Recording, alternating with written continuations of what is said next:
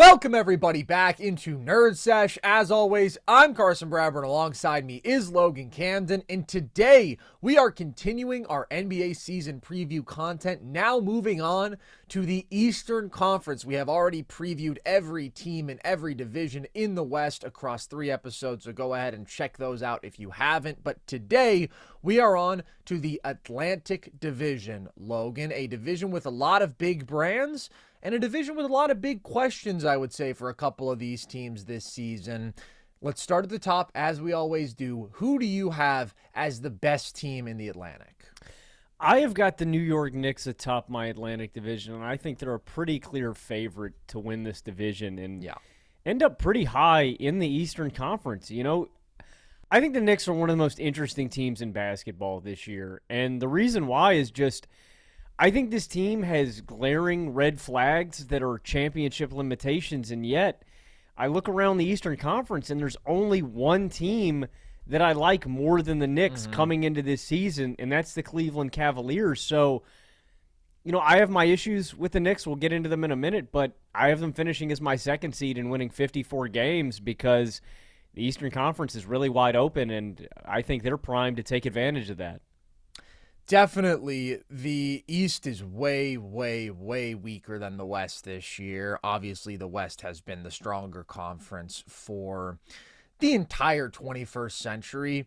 But when you take out of the picture 2 of the 4 best teams in the East, effectively, with the Achilles injury to Tyrese Halliburton and the Achilles injury to Jayson Tatum, like you said, it just becomes that much weaker. I do still have one team that I clearly like more than the Knicks, but I do also have the Knicks as my 2 seed. I have them winning 52 games. So let's start with the strengths for this team, Logan, and areas where you're optimistic about them this year. What stands out there?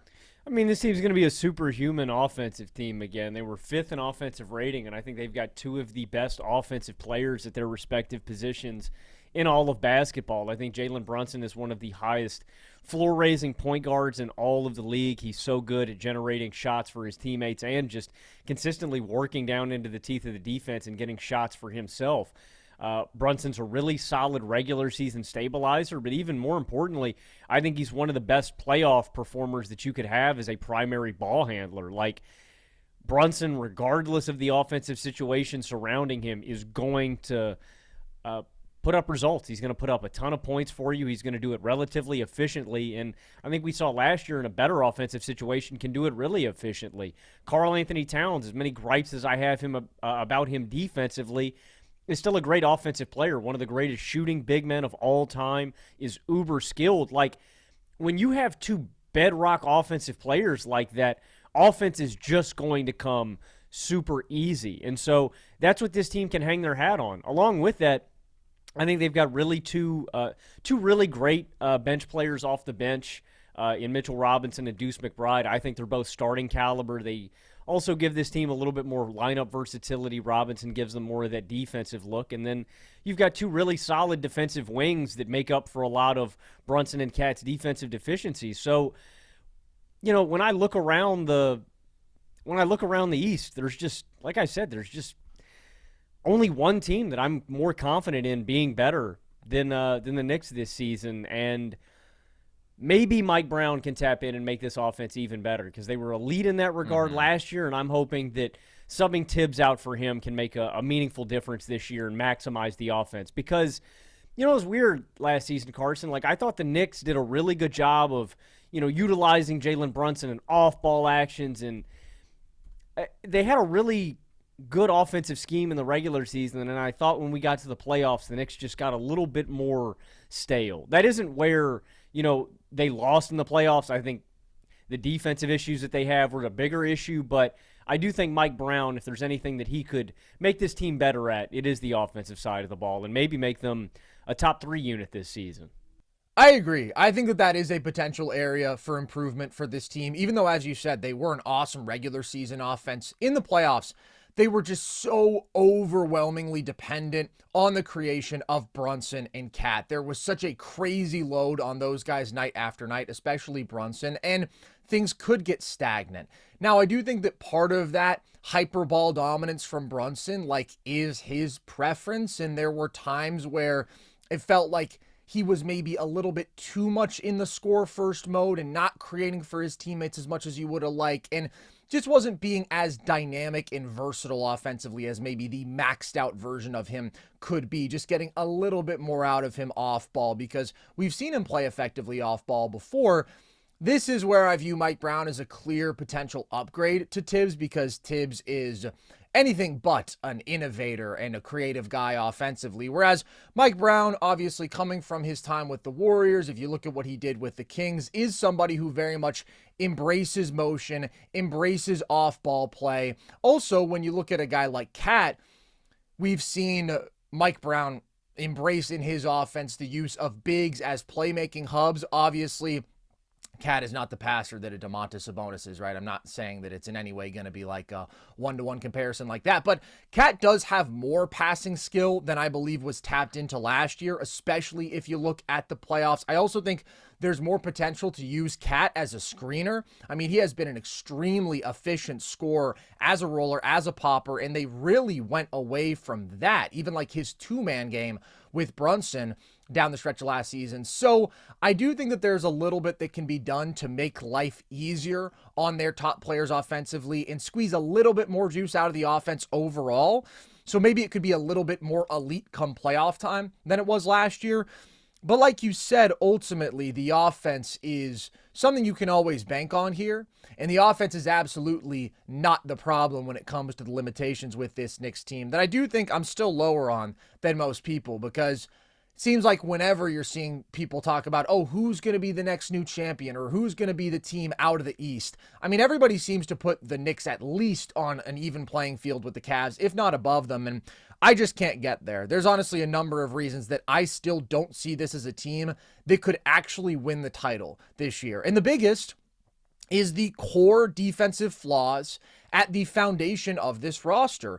Cat and Brunson are two disastrous defenders at two highly exploitable positions defensively. The super small guard who can't defend and who can be attacked relentlessly in terms of bigger guys doing mismatch attacking, who also can't stay in front of small, quick guards who you can bring into every action.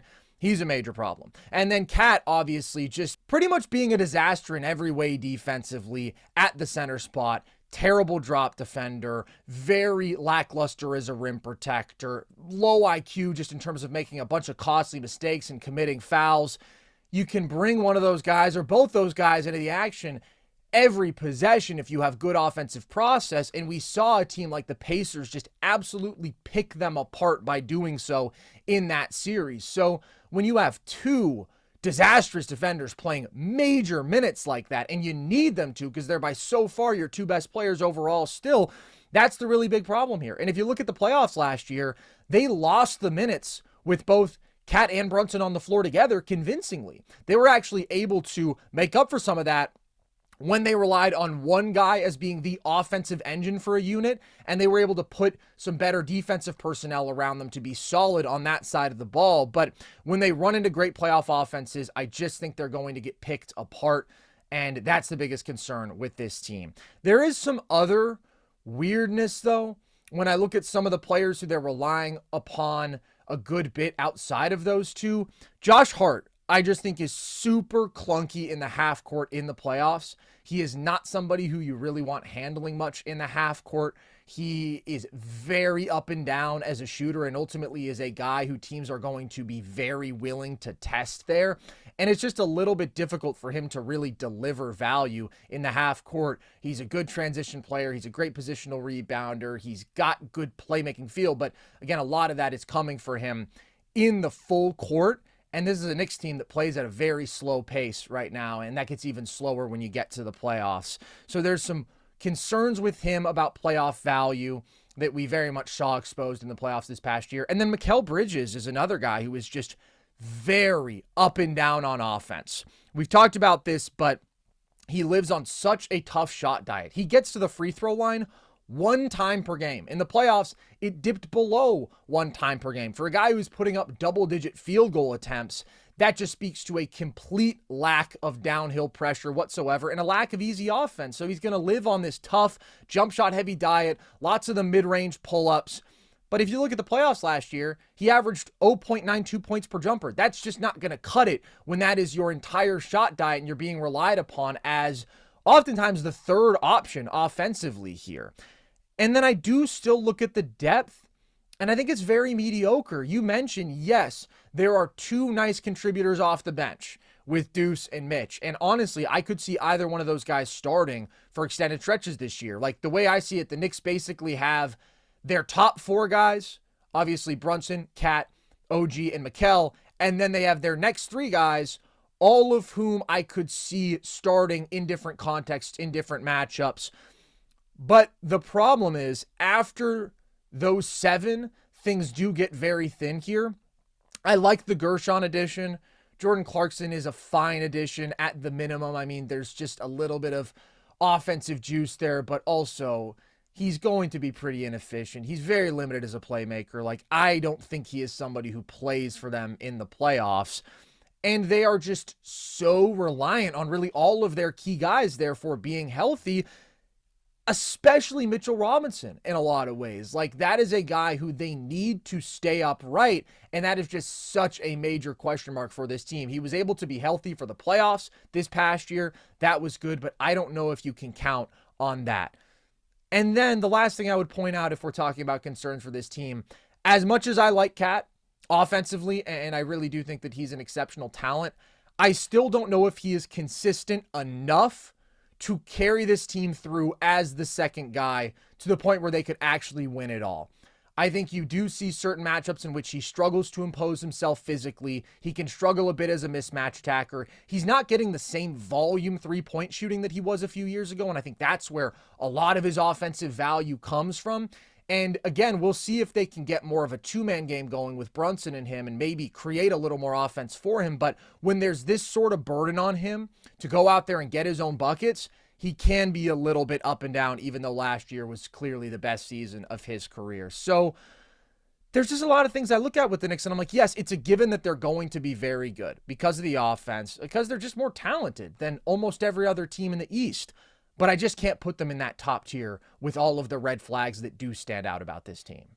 Yeah, I agree with a lot of what you had to say. I honestly, I don't think we need to spend a ton more time on the Knicks, considering how much we talked about them last year, and I don't have a ton to add. Like, I think we've talked ad nauseum through the playoffs. We talked about it all last season, about their defensive shortcomings and what was going to bite them on the ass. What I will say, I completely agree with you on the point about them not winning the championship because of those defensive flaws.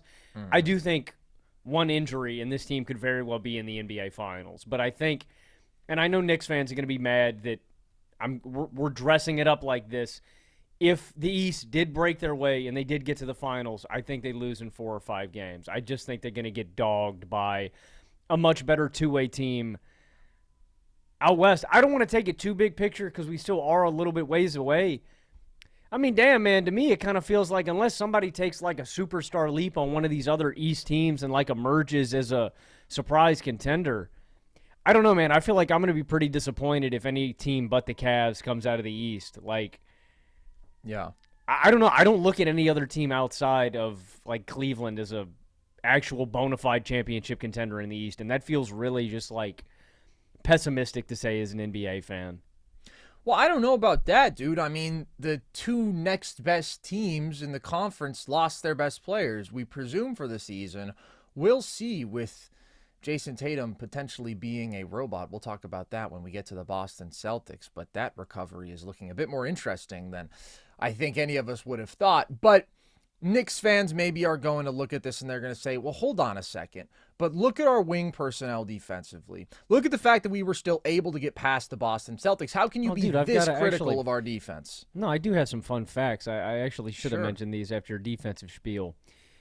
With Brunson, the Knicks were 9.2 points better without him defensively on the court last season. That's obvious. Okay. Cat. They were 7 points better with Robinson without Cat defensively last season. You take them both off the court, the Knicks without Brunson and Cat, 103 defensive rating, 14.3 points better than with him on the court, a 117.3 defensive rating with him on the court, which I think speaks to you can't it's almost fucking impossible. You just can't make up for like how bad positional defenders these guys are. Yeah, and they were able to survive the Boston series, and they were able to do that by switching both Brunson and Cat willingly onto these Celtics star wings, and the reality is the Celtics just played terribly. I thought that the approach from Tatum and Brown to attacking those switches was really bad, consistently settling for pull-up jumpers, and they went ice cold. I mean, their three-point shooting in the first two games of that series where it was decided, and they still barely lost. I mean, it was so disastrous. Tatum played so far below his standard. And so that's where, when you do go up against an offense that, again, excels in terms of their process, like the Pacers, that is confident in their ability to consistently target and attack your weak points, you're just not going to get away with it like that. You're not going to be able to get by on variance and bad shot selection. And that's my concern when you put the Knicks up against any of these great teams who you see. And as good as their offense is, I still look like a team like the Cavs, and I'm like, yeah, I like their offensive formula more. They have more dynamic creators. They have more dynamic play finishers. They have more shooting. I just think they're a better offense and a more talented defense. I look at some of the absolute elite offenses out west, like a Denver, and I think that is a team that has an offensive god at the top of it all. And I like their formula more. I really like the personnel that they've put around him. I think that when we talk about the Knicks at times getting stagnant and not really playing a team style offensively, that is never, ever going to be a problem for the Nuggets. So the shot quality that they just turn out is higher. Like, the Knicks offense is very good. Brunson is just about as consistent a floor-raising playoff performer as you get. The guy can give you 30 points per game. He can give you that scoring volume, his ability out of pick and roll, out of isolation, to get to the free throw line, to get to the intermediate area consistently and make all of those shots against good defenses in the playoffs. It's super valuable. But it's not a formula that leads to you winning a title when you have some core limitations on this roster. When we talk about the major defensive issues, when we talk about some of the offensive questions around these two guys. And so that's where I stand with the Knicks ultimately. I do think the most interesting thing to watch with this team probably is what they go with as their primary starting lineup, because this was a talking point throughout the playoffs. Tibbs stuck with the traditional starting five for most of the playoffs until he went double big at the end there. But I would be flexible. That would be my outlook when it comes to Mitch versus Deuce versus Hart. I think that in certain matchups, Mitch and Cat give you the best formula to hanging in there defensively, having a big like Mitch who is clearly a better rim protector, who is also clearly better in terms of his switching, and it can be a little bit easier to hide Cat at the four. I mean, I think defensively. Like, hypothetically in that Cleveland series, like it would be worthwhile going to that look, right? Like matching their double big look with Mobley and Allen.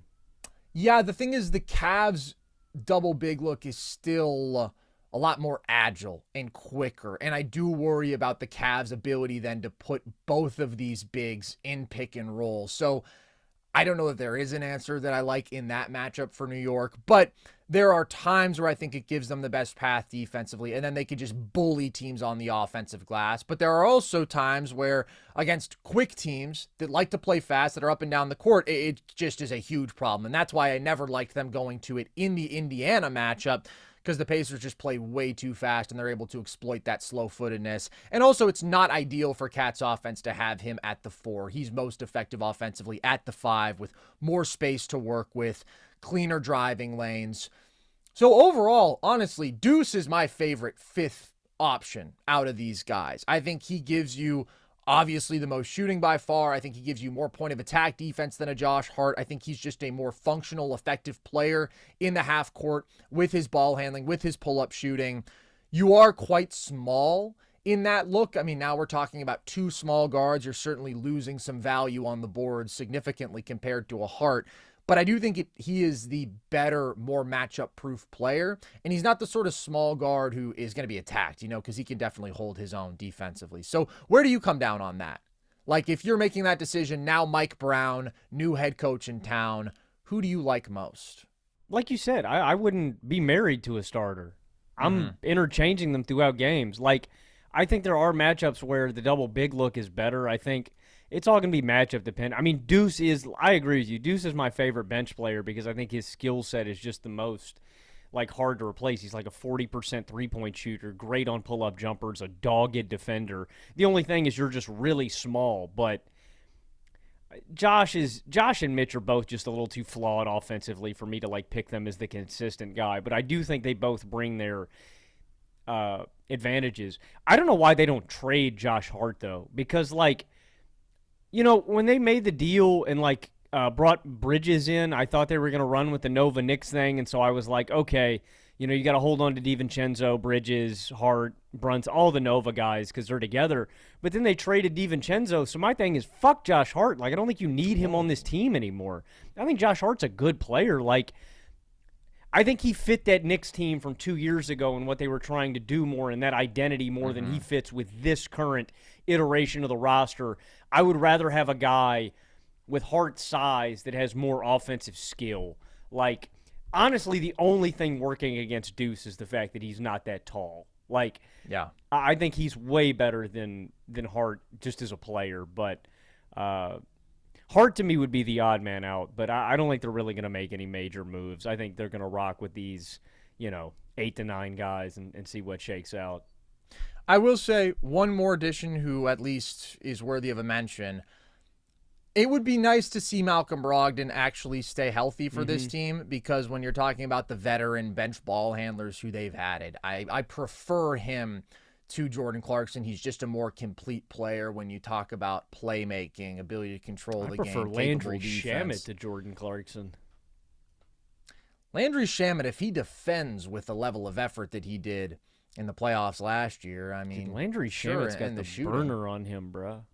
Landry Shamet was working as a photographer at the U.S. Open this year. Did you know that? Yeah, it's kind of crazy. I think Ken Griffey Jr.'s gotten into that gig too. Well, shout out to that. Look at that. NBA players, MLB players pursuing their true passions. The thing with Brogdon is just he's been so unavailable for years now that it's hard for me to pencil him in for more than 25, 30 games. But I do think that he would be a nice addition as another ball handler if they do have him available come playoff time. So feels like we know what we're getting with the Knicks. This is a team that I see as having a pretty specific range of outcomes, a very high floor. I'd be surprised if they didn't win 50 games. They should make the conference finals with the outlook in the East this year. And if they won the title, I would be absolutely shocked. In fact, if they ever win the title with Brunson and Cat, honestly, I will be pretty shocked just because I think that there is a core limitation there that is incredibly difficult to overcome for 4 playoff series against the best of the best. But here's where it gets interesting, Logan, because everybody's going to have the Knicks number 1 in this division. Who do you have next? I've got the Raptors second in the Atlantic. Whoa. Yeah, I don't know, man. I think the Atlantic's one of the goofiest divisions to predict. I would have the Sixers here. I'm basically, for the rest of the Atlantic, I'm just going off talent. I'm just going to bet on talent. And I would bet on Philadelphia because, like, on paper, I don't hate this roster. I just think Joel Embiid is such a question mark at this point in his career. I just don't feel safe betting on them. I think he is so important to that team's success. And if they lose him, I just think it's very obvious that the Sixers are not a playoff caliber roster. For Boston, I feel kind of similarly. One, they had a ton of roster overturn, and then I've heard the thing about Tatum potentially coming back in January or February. I wouldn't rush him, and I think this team is going to be bad in Tatum's absence, so I wonder if they're just so bad, they're like, all right, we don't need to rush him back. And so when I look at a team like Toronto got a little bit better, and they were a good defense post-All-Star break, and I guess I just like the totality of talent that they have compared to the rest of the teams in the Atlantic. That being said, I don't have the Raptors with a winning record. I have them going 40-42. So the Raptors are second in the Atlantic for me, but they are below 500. So I take it you disagree. Do you have Philly here? Yeah, I have Philly as my number 2 team, and we can get to that after this. I actually have the Raptors 4th in the division. It's not a big gap. I have them winning 37 games. I do have them in the play-in as my 10 seed. They're a really interesting team this year because their roster is weird. They have definitely overcommitted in terms of cap to this group that we're both saying is going to win 37 to 40 games, and yet they're paying all of the members of their starting 5 like significant money. But they do still have some pretty good talent here in a vacuum, and there is a reason that they're paying all of those guys. But my thing is there's a lot of guys here who like to have the ball, who create with pretty average efficiency, who are pretty okay playmakers. And I just worry about a little bit of stepping on each other's toes and not having the most complementary skill sets here. Like, I think Scotty Barnes, along with RJ and BI, that's pretty clunky to me. And I'm not expecting a Scotty leap this year. Like, I think the best version of Scotty is going to come maybe years down the line when he is able to legitimately be a third option somewhere, and if he can get a little bit more consistent with the outside shot. But once he can just fully buy into doing connective stuff offensively, doing all of his great stuff defensively with his versatility there, positive value on the boards, and just being like that juiced up third guy. As long as he is still trying to do a significant amount with the ball in his hands as like a lead creator, I really don't like his skill set for that. I don't like his skill set for that, and I think it hinders what he can do on the other end, which is what his superpower is. I agree. I think that Scotty's best ability is his defensive skill set. That was what was most exciting about him as a prospect, and you still see the ability there when he fully locks in, and then his playmaking feel offensively. But when it comes to like what he can do for you as an isolation scorer, as a pick and roll scorer, as a post-up scorer, like, he is consistently well below average efficiency there, and he's super clunky, man. I mean, he's got below average touch. He's not a fluid creator with the ball in his hands. The shooting progress is not at all encouraging because it's not progress, it's regression. I mean, he went from bad to worse this past year as a jump shooter.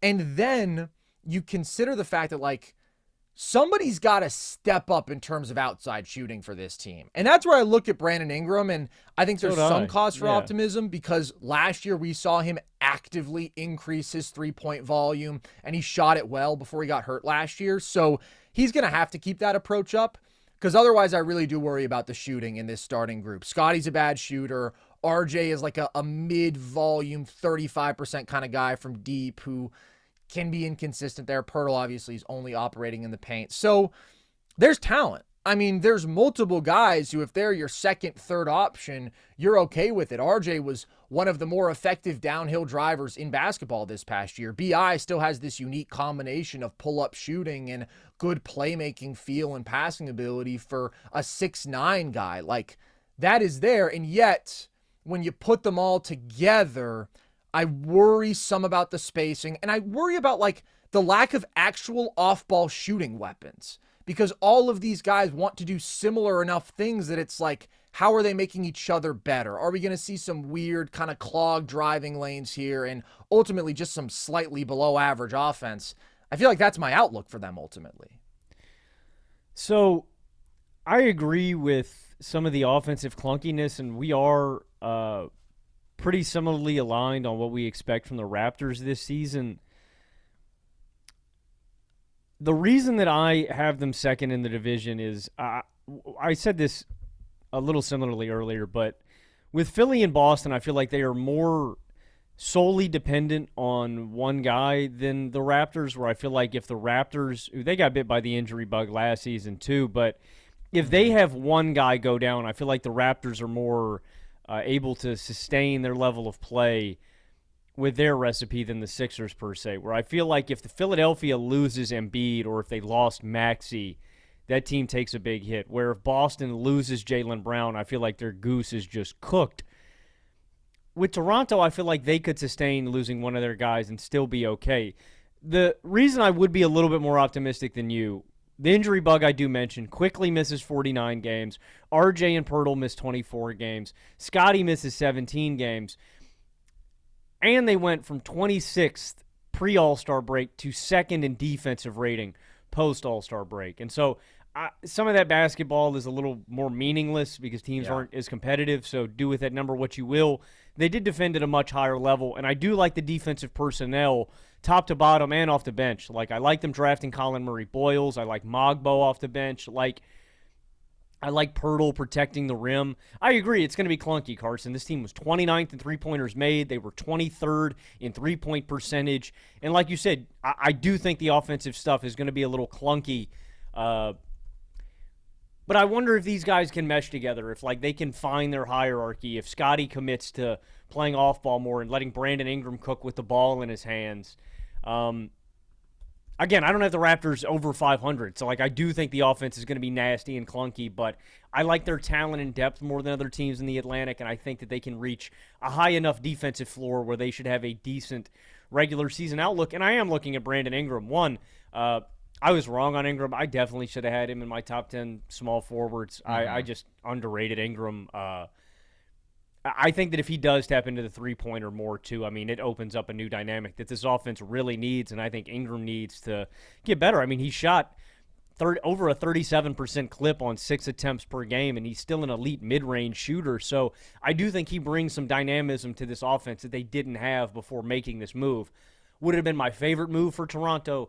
No, again, I still think it's a little bit clunky, but I do think he makes this team markedly better. So the Raptors aren't my favorite team, but I do think there are some things to be optimistic about. And I do have them making the playoffs, just sneaking in.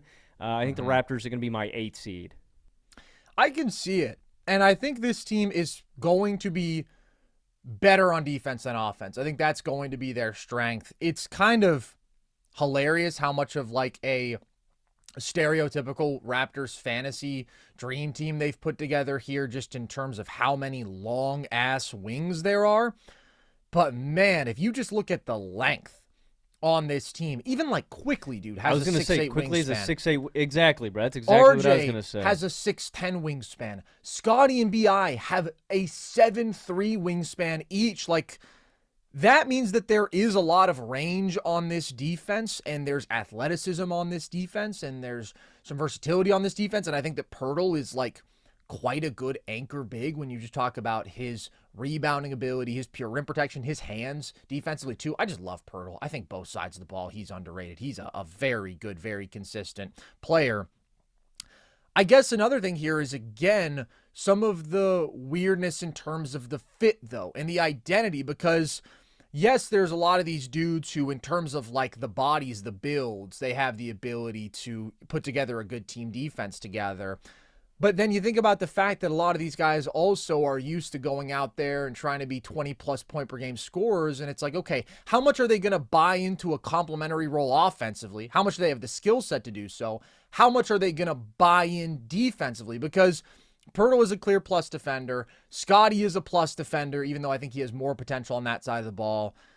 BI is a pretty good perimeter defender just in terms of one-on-one defense when he wants to be, but he is not always engaged there, and he's not an impactful team defender. And then the backcourt, it's just pretty average. So it's yes, they've got good physical measurables.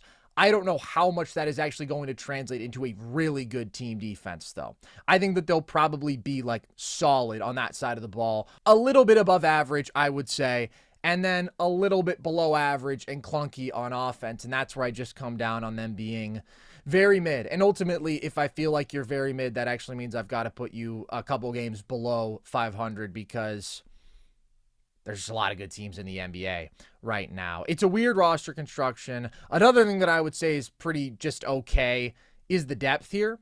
I do think Grady Dick could be a sneaky big-time six-man of the year candidate here. I think he's got enough offensive juice. Certainly the shooting pop, a little bit of underrated creation chops. And then I do like Colin Murray-Boyles. This is a funny landing spot for him because, of course, they would go and get the long, defensive-minded, forward, versatile guy. So I don't know how he fits alongside the starters here necessarily, a guy who you have some questions about his jump shooting consistency. But in terms of defensive value, I mean, he's one of the premier prospects in this class, super versatile. When you talk about some playmaking feel offensively, he's got it. It's just so funny, man. Like, the Raptors really do just have a type. Like, Absolutely. the fact that they went and got Mogbo last year and then they got Colin Murray Boyles, like, it's so on brand. It's incredibly on brand. So I think that Colin Murray Boyles will be able to contribute immediately in his bench role. I think he's just a high IQ player on both sides of the ball. He's versatile on both sides of the ball. But it'll be interesting to see how much we see him at the 5 this year, honestly, because they don't have a backup center. I mean, it's Mobo and it's Colin Murray Boyles. So it's going to be one of those guys. And I think we could see Colin Murray Boyles play some minutes with the starters as well at the 5, which would be interesting. I mean, that's a super switchable group then. You're not compromising length athleticism. Maybe you're losing a little bit of something on the boards and in terms of like pure rim protection versus a Pirtle, but that would be an interesting look to see. And then I do like Ochai Agbaji here. I think that he's a quality depth wing. I don't love the point guard depth situation though. And I think when you consider the fact that you had Davion Mitchell in the building, even though he wasn't playing nearly as well in Toronto and he had to get paid this offseason, like, that sucks to not have a guy like that. And now it's like, okay, if Quickly goes down again, we're going straight to Shed. Or maybe you're starting a group without a point guard and you're saying, all right, we're just going to do ball handling by committee and we're going to be ridiculously big. I'm just worried about them being thin at that spot.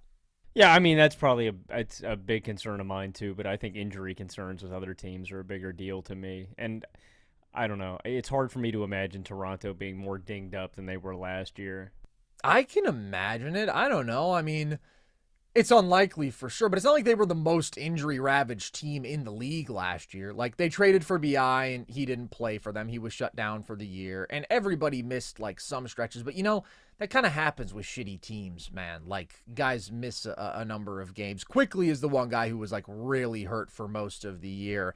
He's very important to this team, I will say. I just think having somebody in that mold of being, like, a pull-up shooting, pretty good playmaking guard, it's very important here because, like we said, they're lacking depth at that position, and specifically that dimension of pull-up three-point shooting, the ability to extend the defense. That's not something that RJ has. That's not something that Scotty has. That's something that BI kind of has. We'll see how much he actually commits to that this year. So I know you love Emmanuel Quickly. I think he's very important to this team. I can see why you have them winning 40 games. I can see why you have them in the playoffs.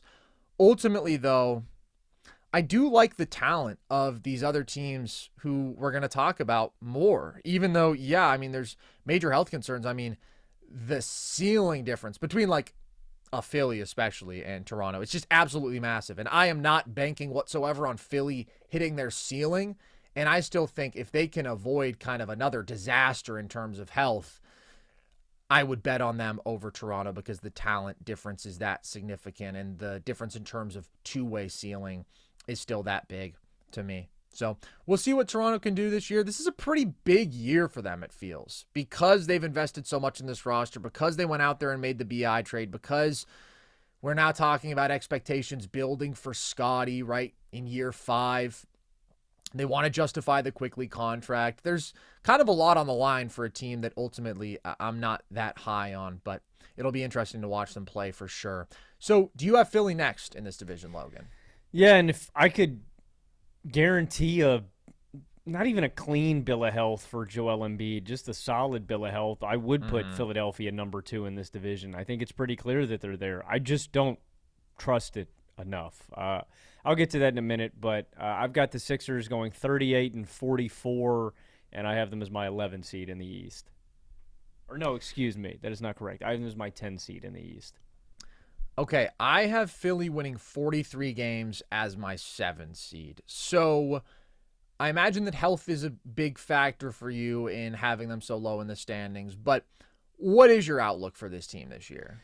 I mean, I think it all hinges on Joel Embiid, and that's why I'm not super confident in it. Like, the big three, so to speak, last season, played 15 games together. They all missed significant amounts of time.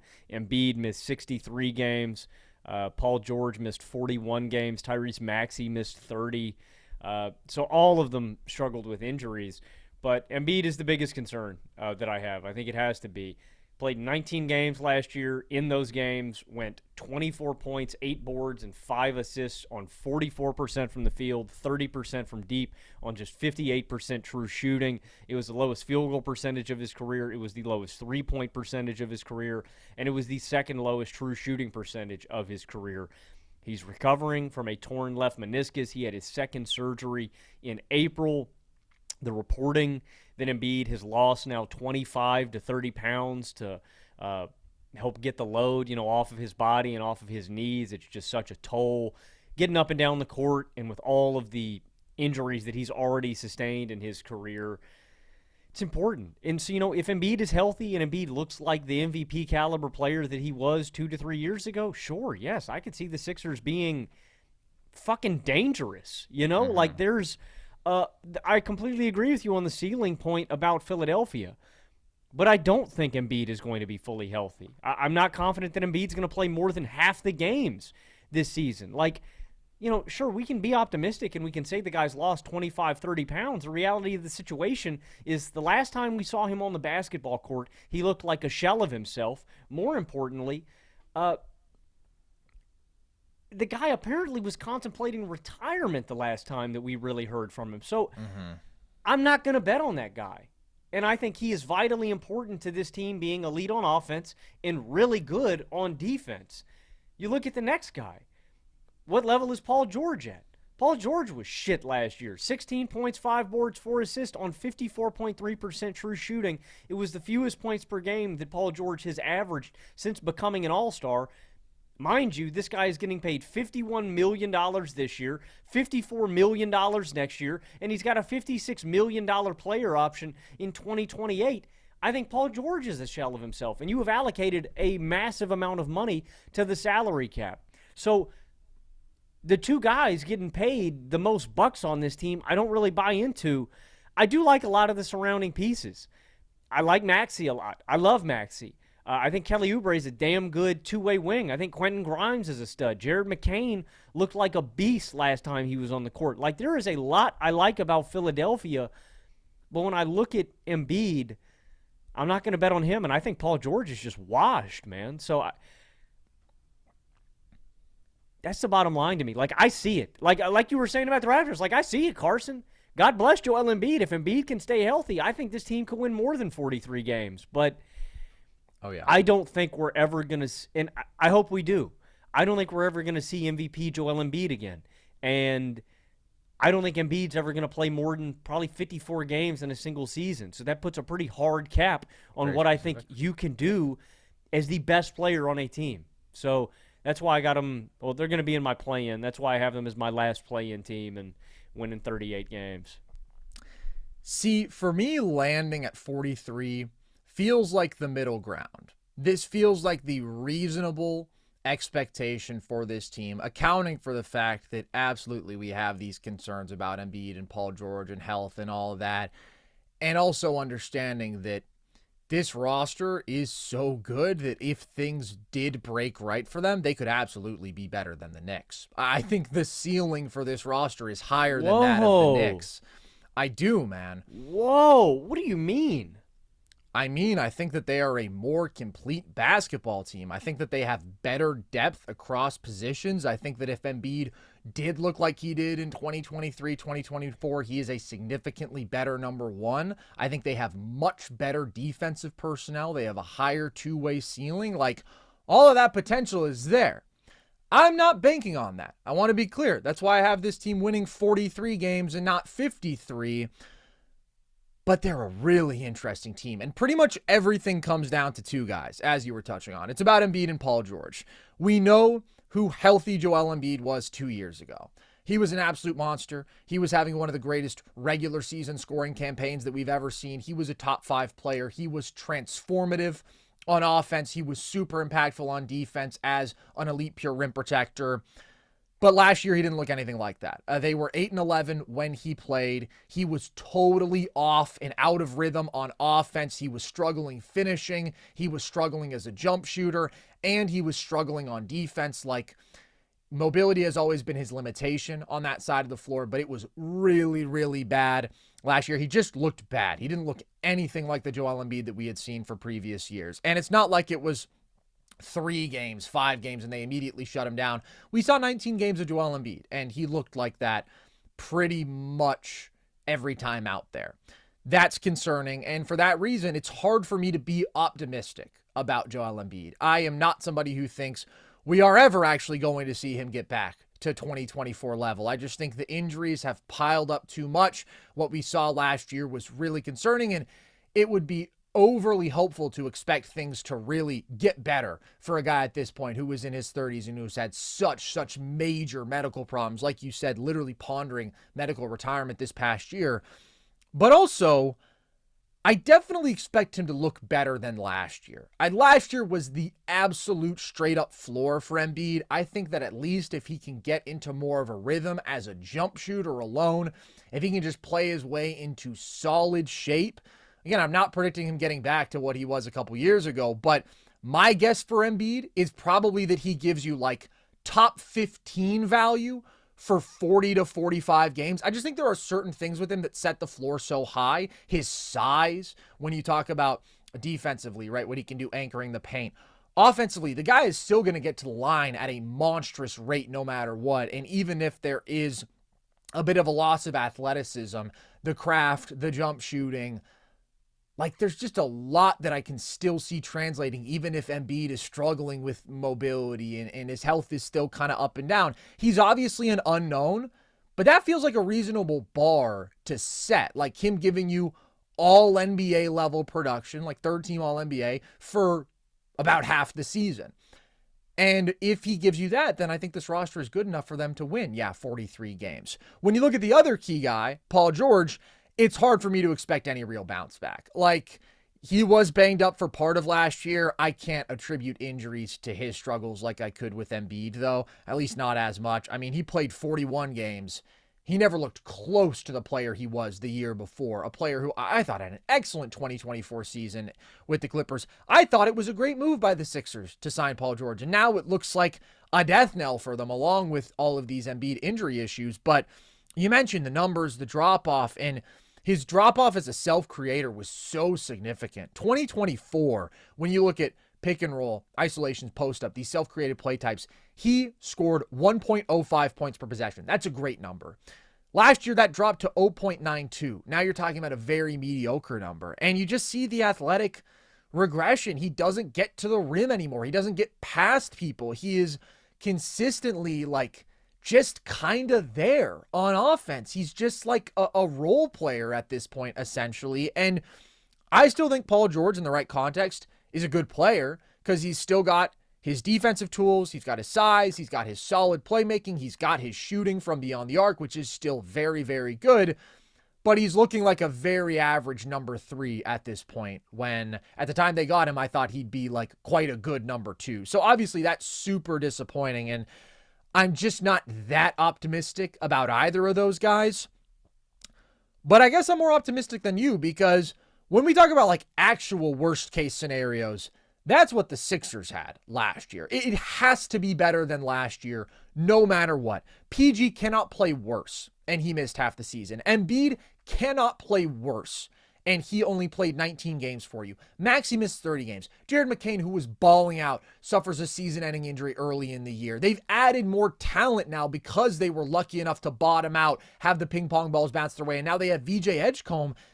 There's just a lot of talent on this roster. So, again, I'm not going to be overly sunshine and rainbows here. I think that's a bad thing to do with the Sixers. Just when you look at how things tend to go for them year after year, you can't bank on some of these highly unreliable factors suddenly going their way. But I do think that the roster's good on paper, and I think they're in for a sneaky bounce back compared to last year. And if they can be healthy for the playoffs, I do think that they will be dangerous. It's a huge if, but I'm not banking on it. I have them winning 43 games. No, You know, no. they're I my mean, seventh seed. I wouldn't even go that far. I mean, Embiid's gonna play maybe like 3 games of a 7-game series if he's healthy. I just don't think Embiid can give you what you need out of your number one at this point, and it's sad because it's like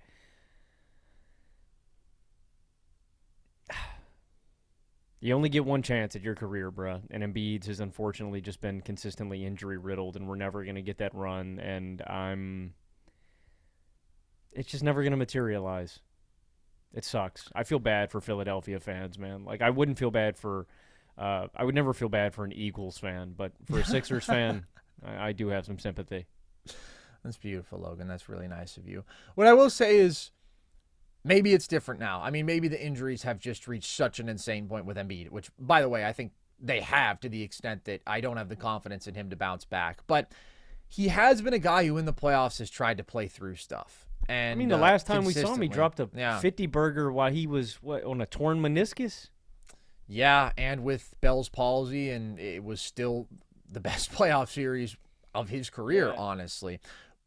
And even though he has his playoff issues, even when he is healthy, when we talk about the playmaking, when we talk about the jump shot leaving him, when we talk about at times being overly reliant on maybe foul grifting, like all that stuff is there. And yet when he's on the floor, I mean, he's still just such an impactful player. He's such a gravity on both sides of the ball. The scoring stress that he puts on defenses and the opportunities that opens up for teammates. And again, his impact as an interior defender, like I just think Embiid doesn't necessarily have to actually play that well to still be pretty impactful for this team.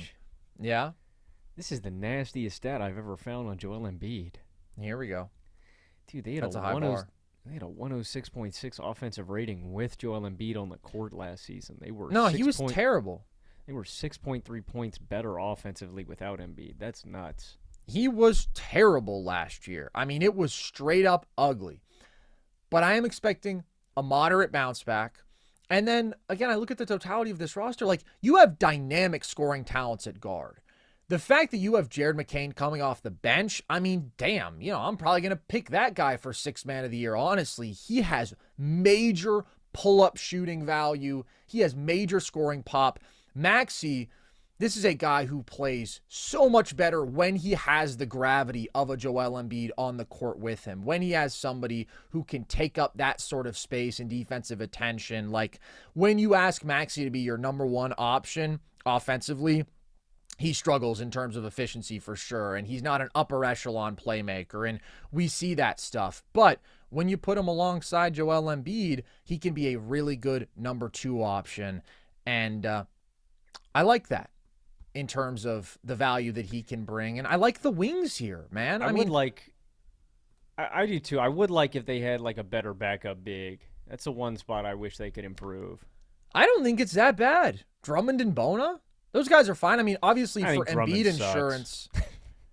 Listen, man, as a 15-minute a game backup center, he's okay. No. I'm specifically saying like an emergency plan for Embiid. Yeah, no, I agree. I agree there, but the fact that they have 2 backup playable centers, like that's not a bad situation. Bona's cool. I just think Drummond sucks. Well, I know, but the expectations for Andre Drummond, they aren't what they were even a couple years ago. But he is definitely very flawed. At least, he brings the elite rebounding value.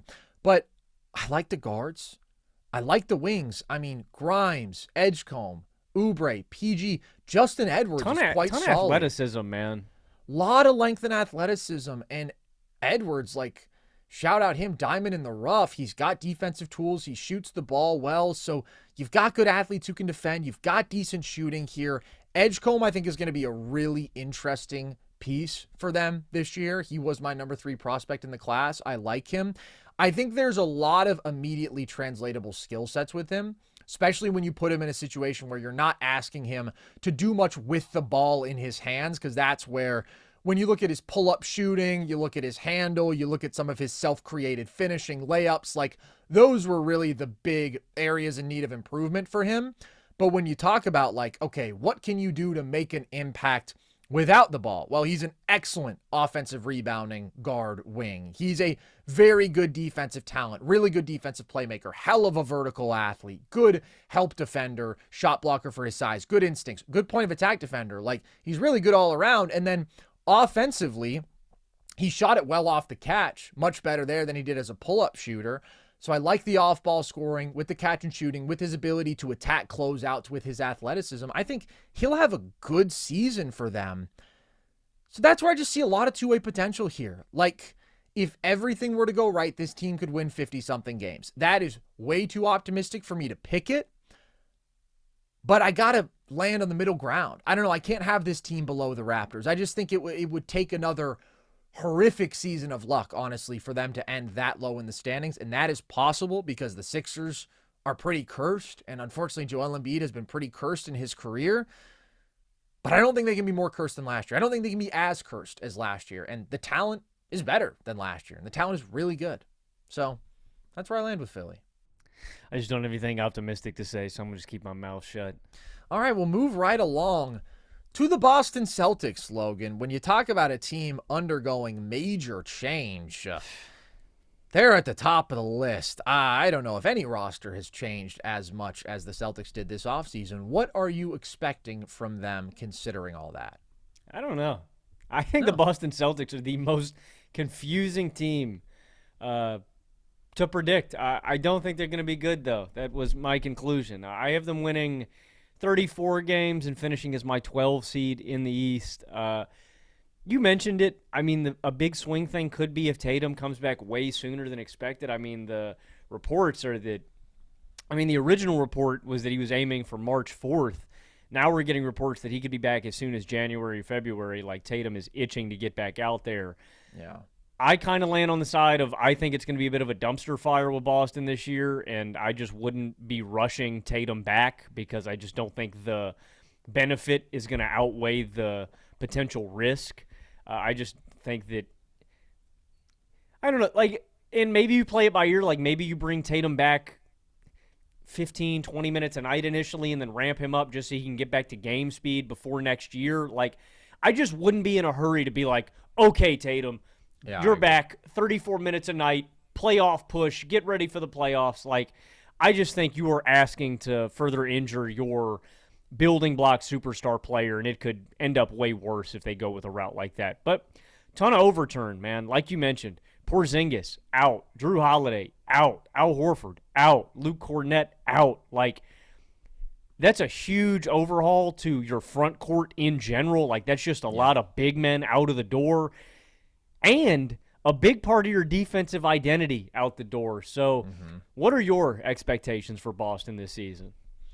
I have them winning 39 games. I have them as my 8th seed. The Tatum thing is the unknowable X factor here, and I'll want to talk about that later. But for now, I'm going to proceed presuming that Jayson Tatum doesn't play this year. Now, clearly there's the potential that he defies that expectation, and everybody in Boston keeps talking about how, this is unprecedented. He is the anomaly. He is the anomaly. And when was the last time that we saw a 27-year-old superstar get surgery to repair the Achilles within like 24 hours of the injury? There's a lot of people hyping up the idea that maybe this really is different. And we see Tatum out there on the court looking pretty damn good 4.5 months removed. So I don't know. But the typical expectation would be if you tear your Achilles in mid-May, you're not going to play the following season, the following regular season, I would say, at least.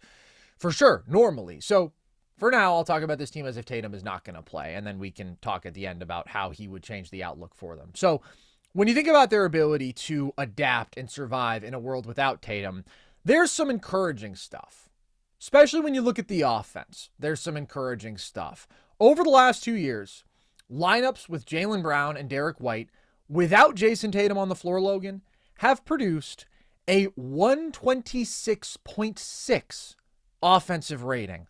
Hello. That's pretty damn amazing. I mean, that's impressive. You do think there's some noise in that number, though, right? Just because they have more talent alongside them, if you look at last year because of a KP or Horford, absolutely. Sure. I think the big downgrade is the biggest problem that this team is facing this year by far outside of Tatum's injury. But nevertheless, that does speak to an ability for both of them to step up in their roles as creators, take on more volume, and still create good offense for the team. If you look at Jalen in minutes without Tatum over the last 2 years, per 75 possessions, he's averaged 28, 7, and 6 on 57% true shooting. White, same context, 22, 5, and 7 per 75 possessions on 59% true shooting. I really do think that Derek White can take the necessary step up in terms of offensive volume. I mean, just an insane pull-up shooter.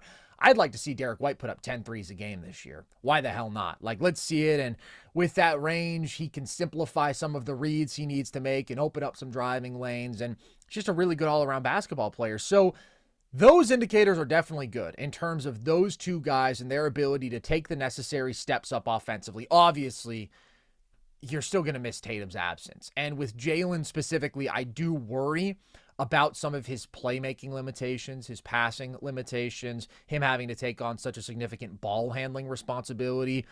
But he has been able to step up and handle that pretty well in Tatum's absence over these recent years. And we can talk about, they've clearly lost so much offensive talent in terms of the bigs.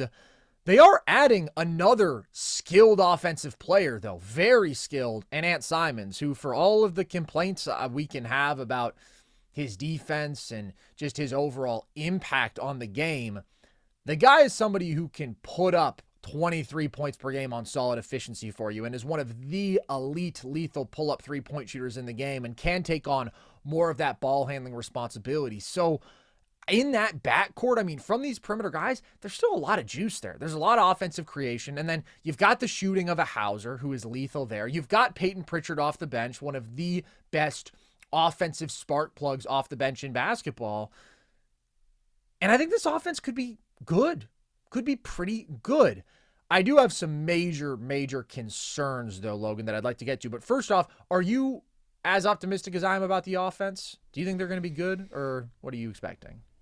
I think the offense will be mid. I think there's some talent here. Simons, White, Brown, Pritchard. Like, there's some nice creation. I mean, a lot of my negativity with Boston surrounds around the fact that I just don't think they have superpowers anymore. You look at this from a just regular talent perspective, and obviously it's taken a ding, right? Tatum, all the roster moves that we mentioned earlier. But the thing to me is this team's specialty was their defense. And, like, as great as their offense was, like, their ability was that they could stop anybody defensively. They had a bunch of rim protection. They had crazy, rangy, athletic wings that were really versatile and switchable. They had elite defensive guards. And so I just don't think this team – one, let me say this off rip. I hate their front court depth. I think their bigs are trash. So that is a huge part of my pessimism. The other part of my pessimism is I think the defense is going to be bad this year. And I don't think they have that, like, offensive superpower. So, like, I see the talent.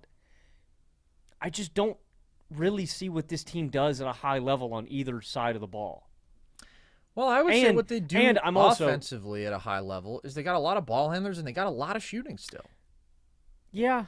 My second concern is Jaylen Brown's also coming back from an injury that I'm a little bit worried. You know, he tore his meniscus as well. I know that, you know, he should be good to go by the season starting, but I am a little bit worried about him just immediately coming back from that as well. So it's just a lot of overturn for one season, man. Like, it's for sure. It's crazy. Here's what I would say, man. You're talking about they don't have any superpowers. Nobody needs a superpower to win 39 games in the Eastern Conference. There's so many. There's also so many different contributors in this rotation, and it's like football, man. Like, we talk about normally when there's a lot of variable change with a good team. And I get that you're obviously taking to take a ding too, right? 39 games. There's just so many different guys that weren't even in the rotation this year that you're expecting to contribute, right? Tillman, Baylor Shireman, Hugo Gonzalez, Chris Boucher. Like, are they going to turn to Luka Garza or Jordan Walsh for minutes? Nimi Iskata, for Christ's sakes, is going to be their starting center. Oh, yeah. Like, I just don't like at all what Boston has going on. The one thing that could really make a meaningful difference for me is if Ant Simons is a beast. You know, if Ant Simons just kicks them up a notch offensively. Well, I think if you're talking about a roster and you're saying, all right, you need a little bit more dynamic creation, like, that's what Ant Simons can bring. This guy's consistently been one of the most efficient volume pick and roll scorers in basketball over the last couple years, and I think he's going to bring significant juice in that way. So I like the offense. I think that when you talk about the ball handling, the really good pull-up shooting with volume of Derek White and Ann Simons, that's really fun. Those guys are both solid passers. Then you think about the mismatch attacking of a Jaylen Brown, his ability potentially to operate still with very good spacing around him. I mean, if you've got the shooting of White and Simons and Hauser around you at all times, it's just still easy for me to see this being a team that has good offensive principles, has phenomenal spacing, good shooting, and several guys who can do damage with the ball in their hands and make the basic reads and kick out passes and find the other shooters who can make plays. Like, I think that's still the strength of this Boston team. Obviously, I don't think that they're going to be anything close to the number one offense that they were a couple years ago or the top three offense they were this past year, but I think that they can still be a good offense. Now, I do still have major issues with this team. I think their front court without Tatum is an absolute abomination. Losing your three best bigs is insane. I mean, that was such a strength for this team, right? They could go with any combination they wanted. We even saw them going double big in various different groupings, but they had their switchable defensive big in Horford. They had their mismatch attacking sort of offensive weapon they could deploy in KP and two really good shooting bigs with those two guys. But then KP brought more of the rim protection. If they wanted just a straight up rim protecting, anchor the glass, simple play finishing big, well, that's where they had Cornet as this like very consistent security blanket who could give you 15, 20 quality minutes a game. And they've lost all of that. They have lost all of that. And Neemias Queta and Chris Boucher as your bigs, I feel terrible about. And we're talking about Sam Hauser as your power forward. That's just insanity. I mean, he's straight up playing out of position. Maybe Jalen will effectively function as the power forward, just as a little bit of a bigger, stronger athlete. But that situation is dire, and their defense is going to take a huge step back. Of course, you lost your best rim protectors.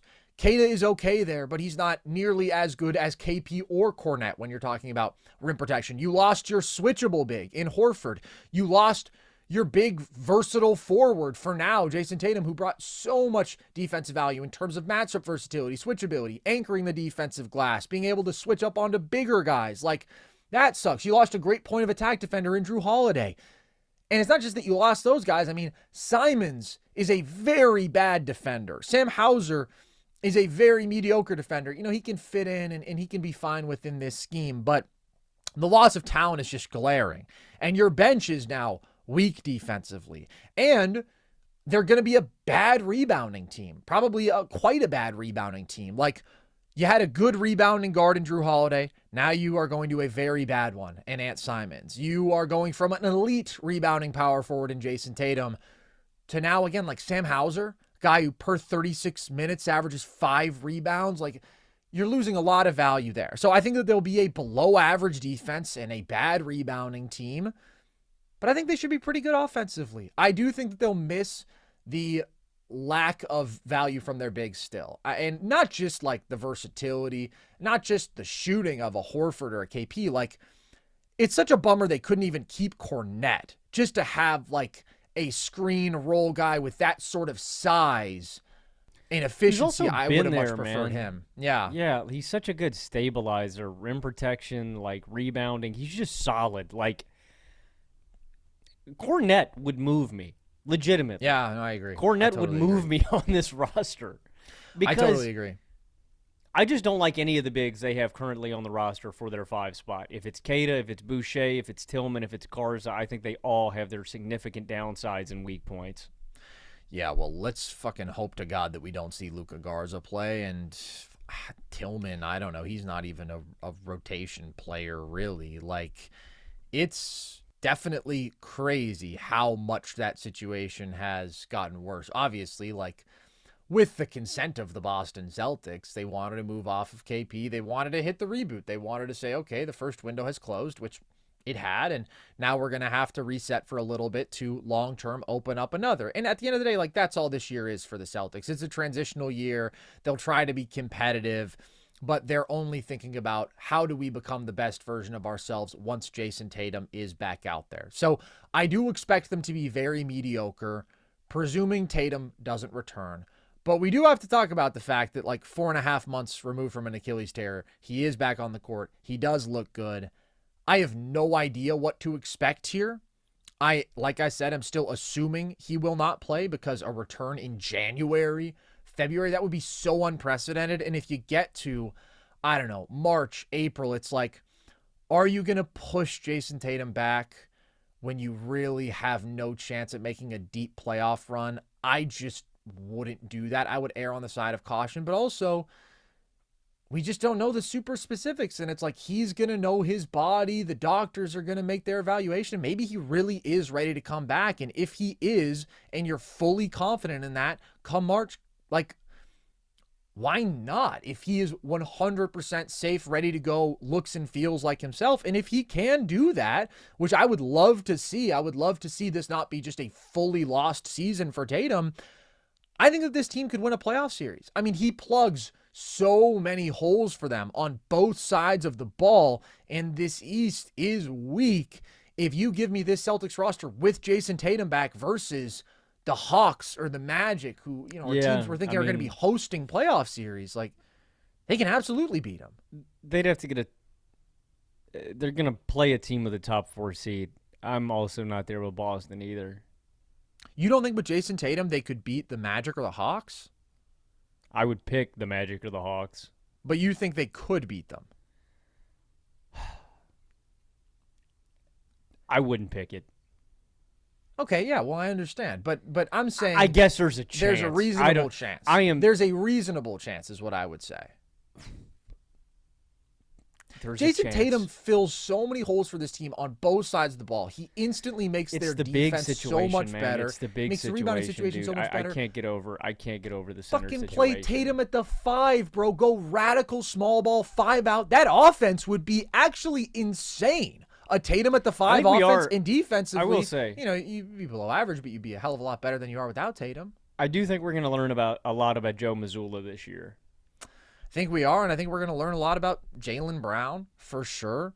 His ability to take on a bigger offensive load, and Derek White as well, I would say. Not that he's a guy who, going forward, I would expect to ever have like the same sort of offensive load that he does this year, but I just think he's such a good player, and he is ultimately quite important to the Celtics being the best version of themselves, and seeing what he can do with more of an offensive load is definitely going to be interesting. So I guess we'll see what we get from some of these young guys. Baylor Shireman, I liked as a pick. Obviously, he didn't play last year, but he's got some offensive versatility. And Hugo Gonzalez, I wouldn't expect too much from this year. I think it's really going to come down to his shooting, his ability to stay on the floor, because there's stuff I like with him, his feel, his effort, his IQ, his defense. He's got a good just kind of a good all-around game, you know. Yeah. Decent cutter, has some pick and roll chops, decent touch. Like, there's some stuff there with Hugo. There is. Like I said, it's going to come down to his consistency as a shooter, because that's where he's been up and down. But in terms of doing like complementary forward stuff, I think he could be solid. But it's just a major, major drop off in terms of talent and expectations, and putting some of these young guys potentially in roles that maybe are a little bit too big for them to fill. So I still have the Celtics in the playoffs, though. I don't know. I still think this offense is going to be quite good. And yeah, you know, there will be some high highs. There will be some low lows. I think they'll be as dependent on the 3-point volume as ever, but there's a lot of 3-point shooting that I do still like here. So this is interesting, Logan. We are definitely split on this division, which is fun. We will agree, though, on the bottom feeders here. The Brooklyn Nets, Logan. How many games do you have them winning? And is it more than the 2010 Brooklyn Nets? It is more than the 2010 Nets. The New Jersey Nets at that time, I should say. I originally had this team winning 28 games, and then I looked at the bench, and I said, nah. So I moved him down to 22 games. Also, I overestimated how many wins for every team. I overestimated the entire league record by like 35 games, so I had to because you're an make some optimist and a judgment calls. lover, and you want to spread joy and positivity, and I don't blame you for that. I was optimistic about the Nets, and then I thought about it. Yeah, I think they're the 15 seed. I think they're the worst team. They're not the worst team in basketball, but they are the worst team in the East to me. I have them winning 18 games. I also have them dead last in the East. I do like them a little bit more than those boys over in Utah, but yeah, they're going to be quite bad. So, what are you looking for from the Nets this year? I am looking at Cam Thomas and Michael Porter Jr. and just seeing how many shots those guys can put up. I do think it's interesting, the Nets drafting strategy, because they got all these playmaking pass first guys, and then they just have 2 buckets on their team. So the reason over anything, I think this could be a kind of fun offense to watch, actually. Like Nick Claxton on the backside catching oops, Michael Porter Jr. spraying perimeter shots, Cam Thomas getting buckets, Demon, setting these guys up for opportunities. There's not a lot that I like that Demon does, but he can pass the ball, so he's got that going for him. And then, Terrence Mann is certainly there. The offense could be fun to watch. The reason over everything else that I have this them winning 22 games is the defense. Like, I think this is going to be a horrid defense. Demon and Thomas is such a comically bad defensive backcourt. I think they are going to get fried. Cam Thomas is just tiny, and then Demon certainly has the length, but he is so slow-footed and slight. I think that ball handlers are going to blow by him, and if he gets switched onto wings, they're just going to bully him.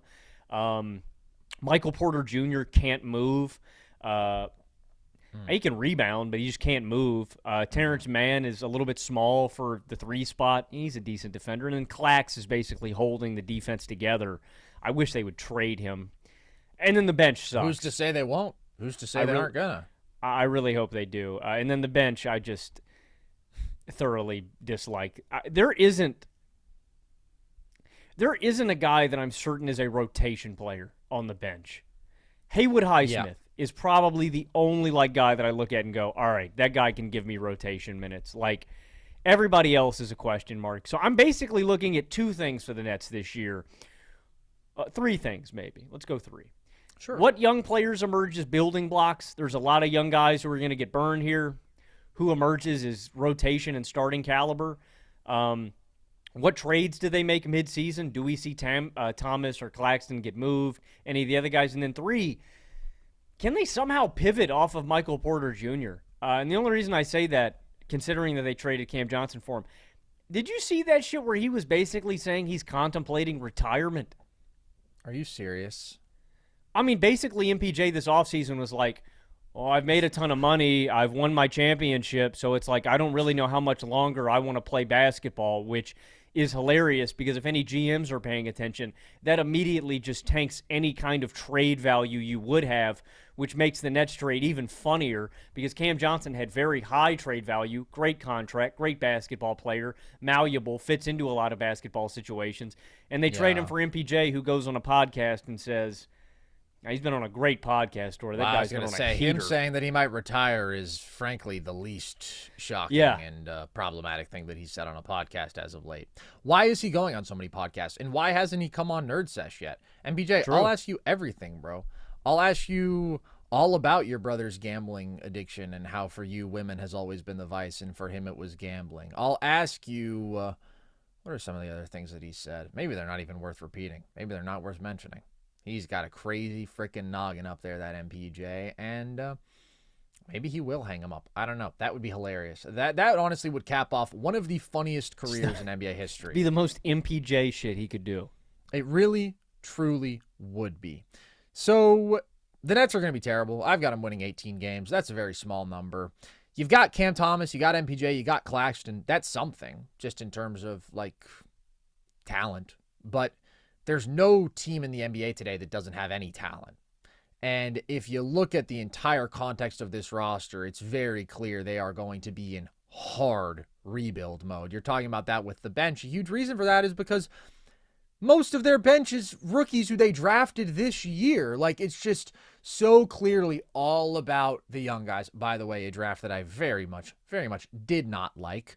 But when you look at sort of the 3 vets here, if I guess you can call Cam Thomas a vet, he is compared to the rest of this roster. Cam Thomas will be skilled enough to score 25 points per game and flawed enough to not really impact winning with his major defensive to allow 25 points a game. Yeah, and also his 25 points per game, it'll come with decent efficiency individually, but because of his passing issues, it's not going to lead to good team offense whatsoever. It's always interesting, man, when you watch a guy from when they're a prospect, and like Cam Thomas was a guy who at 27, I was like, all right, this is an insane steal, which by the way, it absolutely is just because of the talent that he is as a scorer. But now there are some people who are like, ooh, Cam Thomas, he's going to be an all-star. You guys just aren't paying enough attention. I'm like, no, man. Cam Thomas can get himself a bucket for sure. He's not somebody who I would actually want to be invested in on my team, though. So that's the reality with him. MPJ is in for a rough season, man. I don't know. Maybe this is the season that inspires retirement. I'm actually fascinated to watch it, like in sort of a sick and twisted, perverse kind of way. I just want to see what he looks like in a situation where I presume he's going to be tasked with like more on-ball creation. MPJ doesn't do that, man. Everything in Denver was created for him and came with him off ball. Like, do you know how many combined isolations and pick and rolls MPJ ran last year, Logan? You want to take a guess? Yeah. Go for it. How many 91 games he played, including the playoffs. Oh, this is including the playoffs. Yeah. This is isolations and pick and rolls as a ball handler? Combined, yes. I'll say he ran 50. Not a bad guess. 79. But that is a crazy low number. I mean, for a guy who's scoring 18 points per game and is a perimeter player to be under 1 a game, and he scored 0.8 points per possession on them, which is a bad number. Yeah. That was isolations plus pick and rolls. Yes. That's crazy. Yeah, man. Well, not even a combined 1 a game. No. And the reason for that is because he sucks when you actually ask him to do any sort of ball handling or creation. And if you put him in an unstructured offense without playmakers to create for him, I really worry about that. You can still absolutely weaponize his shooting off ball, and like that's everything that the Nets should be doing. Because I don't mean to diminish MPJ and make it sound like, oh, he's just some role player. Like, no, his shooting off the catch is special. He's 6'10". There's just nobody to generate that opportunity for him on this roster. That's the concern. And what they could do is like draw up a shit ton of stuff for him off ball, right? And have him flying off of down screens all day long. And I think that that's the best way to have a successful MPJ. But you don't have a Jokic drawing that level of defensive attention, making kickouts to him and all that. So he's just not going to be as effective. And it's funny to me to see the people who are like, ooh, MPJ is going to score 25 points per game. I'm like, listen, man, there are certain dudes who can do that if you put them on a shitty team, right? And it doesn't mean anything, but they can do it. And then there are dudes who literally do not have the skill set. You have to be able to create enough shots for yourself to score 25 points per game. Cam Thomas is a guy who can do it. Jordan Poole is a guy who could do it. That doesn't mean those guys are very good. That just means they're literally capable of that thing. MPJ is not capable of doing that flat out. He cannot handle. He cannot separate. It doesn't justify putting the ball in his hands because he cannot make the most basic reads. Like, he does not have the skill set whatsoever. So that's what I'm expecting out of the podcast, King. For points per game? Efficiency, too. Dude, I think his efficiency is going to take such a big hit. I think we're going to see like 54% true shooting MPJ. And I think he'll probably score like 19 a night? 19 a game. Yeah, that's exactly what I was going to say. I mean, he's going to get more shots up, but I think the efficiency is going to go down considerably, and it's going to be a tough year for the boy. And then I really don't know that Claxton is going to be on this team by the end of the year. He's like the one guy who is just a super intuitive trade candidate, quality 26-year-old center, two-way guy. Didn't have a very good year by his standards this past year, but you know what you're getting from the rim protection and some of the basic stuff offensively. And his contract is reasonable, and it's declining. I think in 2 years, Nick Claxton is making $20 million. So that's the guy who I'd be looking to move, man, and see if I can get a first and maybe a decent young player for him for one of these teams that's, you know, looking to add a quality center to take them up another level. I do hope that happens for Clax's sake. I think there's a lot of teams that should be interested in his services, and I don't think that contract is really that bad. That's a good contract, bro. Yeah, it was like 20 M's. Yeah, well, in a couple years it's going to be. I think this year, I think it goes 25, 23, 20. Just to update on the MPJ quote exactly. He was on a podcast with the Nelk Boys. Netanyahu. That'd be on brand. Justin LeBoy. He said he's taking a career a year at a time, and he plans to go off the grid next summer to consider what's next. So I'm committed to basketball and putting my all into it for the next year, and then after that, I'm going to reevaluate. I don't know what off the grid means for MPJ, but I imagine it actually means he's going to sit in a bunker somewhere and consume 20 hours of conspiracy theories a day and probably start drawing on the walls and drawing on himself, and then he's going to emerge with a 2-foot beard. Because of the injuries and stuff, I don't know how much longer I really want to play. Like, I want to play as long as I can, but people don't understand the things I've got to go through on a daily basis just to get out on the court and play with the best athletes in the world. So, it definitely stems from the back injuries. Yeah. I do feel for him on that, and I think it's possible he's been driven to psychosis by the fact that he was the number one high school player, and if you go back and watch him, the fluidity, the explosiveness, it's so far beyond what we've seen from MPJ his entire NBA career. His back has been ruined since he was a teenager. So for him to fall in the draft like he did, make a good career nonetheless, and be a big contributor to a championship team, like, props to MPJ for that. But this is not the context for him to succeed in, and he is also an insane person. I just can't believe that. Who should not have a mic in front of him. And I don't know what the Nets PR team is doing, but this is self-sabotage, the likes of which I don't know if I've ever seen. I can't believe the Nets didn't, talk to him prior to this, or like if they didn't know this was on the table, or two, why they didn't shop Cam around more. Like, I don't know, I felt like Cam would have been I feel like they could have gotten more back or something else back for Cam that wasn't that was just a better asset than MPJ.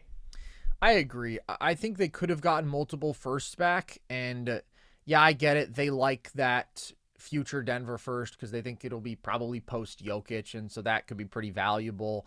And they don't really care about taking on this shitty MPJ contract for 2 years because the Nets are tanking for the next 2 years. So, I get why they took this return, but I still agree. I still think they could have done better out there on the market because Cam was a really, really nice, appealing asset, and it's going to be very nice for the Denver Nuggets, I got to say.